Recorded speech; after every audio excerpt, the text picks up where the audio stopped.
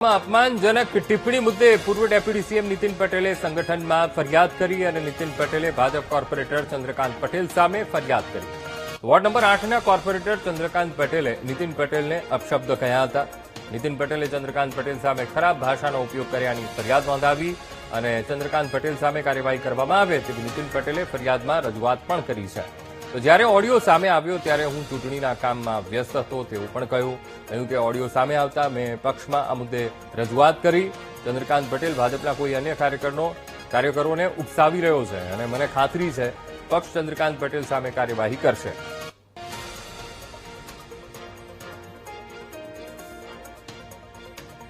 એક વ્યક્તિ જેનું નામ ચંદ્રકાંત પટેલ છે એણે વિના કારણે મારા એની સાથે કોઈ લેવા દેવા નહીં, કોઈ જાતનો સંપર્ક નહીં, એ વ્યક્તિએ મારા વિરુદ્ધ બીજા કોઈ વ્યક્તિ સાથે વાત કરતા અપશબ્દો બોલ્યા, મારા વિશે ખરાબ બોલ્યા અને મારું રાજકારણ પૂરું થઈ ગયું ને હવે હું ક્યાંયનો નથી રહ્યો એવી એણે એ ઓડિયોમાં બીજા એક વ્યક્તિ જોડે વાતચીત કરેલી। આ ચંદ્રકાંત પણ કોર્પોરેટર બની ચૂક્યો છે।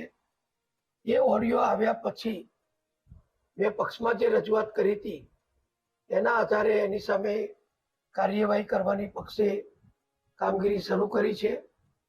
એ દરમિયાન ગઈકાલે બીજો એક ઓડિયો મને મહેસાણાના જ કોઈ નાગરિકે મોકલી આપ્યો।